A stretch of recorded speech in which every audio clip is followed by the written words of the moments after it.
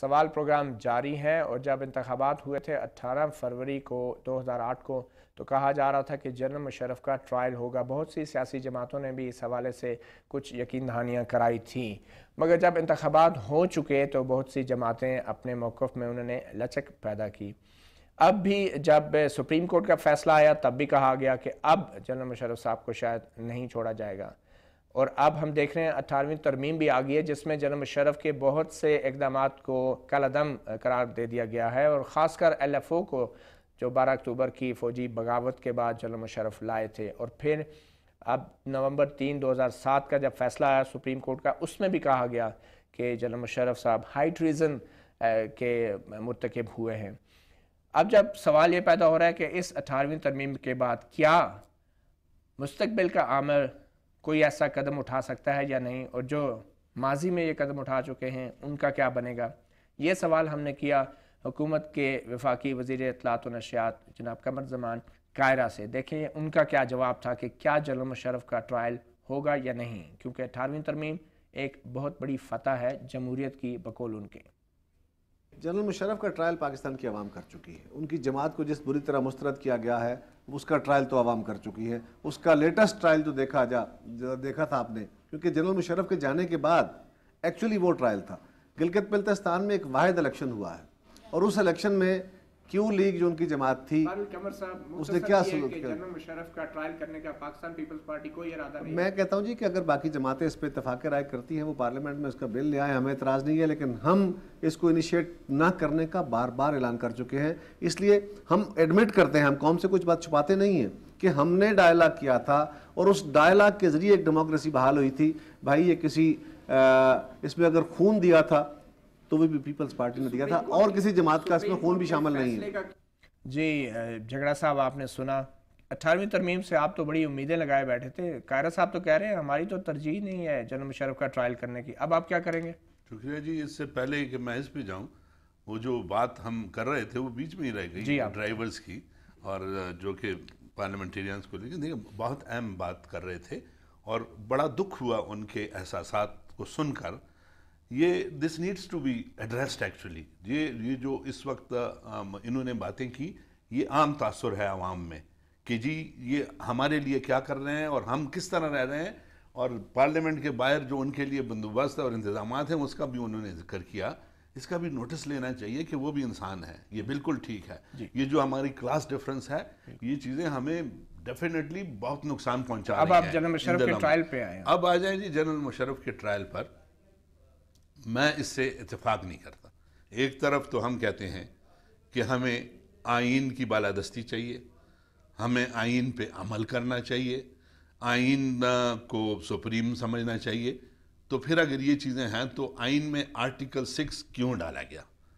اگر آپ نے اس کو نظر انداز کرنا ہے اور یہ کہنا ہے کہ عوام نے اس کا ٹرائل کر دیا، that means this article is redundant in the constitution, اس کو نکال دیں۔ پھر اگر وہ ہے تو پھر اگر آپ اس پہ عمل نہیں کر رہے تو بدقسمتی سے پھر آپ آئین کو بالادست نہیں سمجھ رہے، آپ پھر اس کو نظر انداز کر رہے ہیں۔ تو میں یہ سمجھتا ہوں کہ آئین کو نظر انداز کرنا بھی جو ہے یہ جہاں جھگڑا صاحب، آپ نے آرٹیکل 6 میں جو ترمیم مل کر کی ہے اس کے مطابق آپ نے کچھ نئے چیزیں اس میں ڈالی ہیں کہ آئین کو جو ہے معطل کرنا بھی غداری ہوگا۔ اس سے مراد یہ ہے کہ جو پہلے مشرف صاحب نے کیا وہ غداری نہیں تھی، آپ نے تو خود اس میں ترمیم کر کے یہ دکھایا کہ شاید پہلے مشرف صاحب نے جو کیا وہ اس آرٹیکل 6 کے تحت قابل دست انداز نہیں تھا۔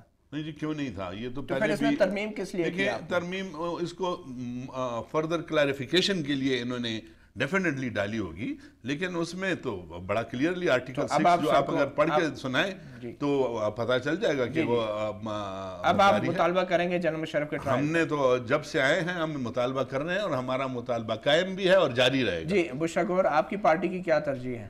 جی میں پہلے تو وہ جو آپ نے کلپ پہلے دکھایا تھا تو ایک موقع چاہوں گی، کیونکہ یہ ایشو میں نے ریز کیا تھا، کنڈی صاحب کے ساتھ ہماری میٹنگ ہوئی تھی کہ بھائی جو ہمارے ڈرائیورز جو بیٹھتے ہیں سارا دن وہ بیٹھتے ہیں، ان کے لیے اپروپریٹ کنڈیشنز ہونے چاہیے۔ یہ بالکل ریز ہوا ہے اور ہونا چاہیے، کیونکہ اگر ہم پارلیمنٹ میں بیٹھ کے اگر ہم اپنے ساتھ جو لوگ آتے ہیں ان کی का ख्याल नहीं कर सकते तो अवाम का क्या ख्याल से करेंगे। तो ये बहुत अच्छा है कि आपने दिखाया है। अब जो कायरा साहब ने कहा, हाँ, अब कायरा साहब ने जो कहा मुझे इसकी समझ नहीं आई कि अवाम ने कैसे ट्रायल किया है। अवाम ने परवेज़ मुशर्रफ लीग को रिजेक्ट किया है इलेक्शंस में 2008 में। परवेज़ मुशर्रफ का भी ट्रायल नहीं हुआ है, ठीक है ना, वो इलेक्शंस में आया है और ना उसका ट्रायल हुआ है। वो एक आमिर था जो जिसने हमारे कॉन्स्टिट्यूशन को कई दफ़ा पामाल भी किया है। उसका ट्रायल अब मेरी नज़र में हम तो कहते हैं कि याया खान से शुरू करें, पीछे से शुरू करें और सबका ट्रायल करें, क्योंकि जब तक हम ये ट्रायल नहीं करेंगे हम आगे बढ़ नहीं सकेंगे। तो ये बहुत ज़रूरी है। और ये मैं ज़रूर, ये बात तो जनरल मुशर्रफ साहब भी कहते हैं, आप में और जनरल मुशर्रफ के मौक़िफ़ में कोई फ़र्क तो नहीं लगता? देखें मुशर्रफ जो है तो अभी उसको वो जो भी कहते हैं उन्होंने जो किया है इस मुल्क के साथ वो हमारे सामने है। हम आपके पास आएंगे, इसी मसले पे दोबारा आएंगे। चौधरी साहब आप हमारे साथ हैं। आपने सुना कि जनरल मुशर्रफ के ट्रायल के हवाले से आप क्या समझते हैं कि जो सियासी जमातें ये कह रही हैं कि शुरू दिन से जो आइन तोड़ते रहे उनका भी ट्रायल होना चाहिए, क्या इसमें और जनरल मुशर्रफ के मौक़िफ़ में कोई फ़र्क है? क्योंकि हमने सुना था कि जनरल मुशर्रफ साहब भी कहते हैं फिर सबका ट्रायल हो। तीनों जमातों की जहाँ तक स्लोगन्स हैं ये एज ए स्लोगन इस्तेमाल करते हैं, लेकिन हक़ाइक़ क्या है वो मैं 1 मिनट में ज़रा बताना चाहूँगा। ये तीनों जमातें उनका ट्रायल नहीं कर सकती और ना करेंगी। नंबर 1, पीपल्स पार्टी ने डील की और डील के तहत सारा कुछ हुआ, उसमें कोई ट्रायल शराइल का बिल्कुल उन्होंने तय हो गया था। दूसरी डील मियाँ नवाज शरीफ साहब से हुई। मियाँ नवाज शरीफ साहब शुरू में कहते रहे, आपने देखा है पिछले 1.5 साल से उन्होंने कोई ऐसी आर्टिकल 6 की बात इसलिए नहीं की कि 1-2 टेलीफोन आए हैं, एक मुलाकात हुई है सऊदी अरेबिया में, तो ये सब ख़त्म हो गया है। और जो तीसरी जमात है मैं उनका बड़ा एहतराम करता हूँ, मुझे पता है उनके लीडरान का, हमारे बहुत उनके साथ पुराने जो रिश्ते रहे हैं, उस एहतराम में मैं कुछ नहीं कह रहा, लेकिन वो भी नहीं करेंगे। इसलिए ये ऐसे अवाम के लिए ये ऐसे अवाम को धोखा देने के लिए ये अवाम को धोखा देने वाली बातें हैं और ये एक स्लोगन के तौर पे ये इस्तेमाल ज़रूर करते रहेंगे, लेकिन अमली तौर पे ये नहीं कर सकते। तो ऐसा काम जो नहीं कर सकते तो उसमें जाने की क्या जरूरत है? आप देखें इस वक्त जो मसाइल हैं, इस वक्त मैं तो कहता हूँ उस तरफ ये आए और ये बहुत इसके ऊपर ये बातें हो चुकी हैं। मैंने आपको हक़ाइक़ बता दिए हैं, ये नहीं कर सकते। चौधरी साहब ये तो नहीं कर सकते, मगर आपकी जमात तो काफी, आप छोड़े ना जी इस बात को, ये कर ही नहीं सकते, जहां तक कायरा साहब ने कहा कि जी हमने ये शिकस्त दे दी, वो भाई आप उधर गए, आपने धांधली की है, इतनी जबरदस्त धांधली की है, हमने 3 सीटें फिर भी जीती हैं, लोन वालों ने 2 सीटें जीती हैं, तो वो कौन सी ऐसी बात है वहाँ गिलगित बल्तिस्तान में कौन सा तीर मार दिया? ट्रायल का कोई सवाल ही नहीं है। मेरी बात सुने, ट्रायल का कोई सवाल ही नहीं है। ये दोनों जमातों को कहे ना, करें इनके लीडरान, ये टीवी पे आके बताएं ना कि ये ट्रायल करने जा रहे हैं, तो फिर मुझसे बात करें, फिर मैं आपके सवाल का जवाब दूंगा। किया तो आप करेंगे, फिर मैं इनके सवाल का जवाब दूंगा, दोनों का। अच्छा, सवाल का जवाब देंगे। ये झगड़ा साहब जी मैं भी बता देता हूँ। इन्होंने कहा कि 1.5 साल से उसका जिक्र ही नहीं हुआ।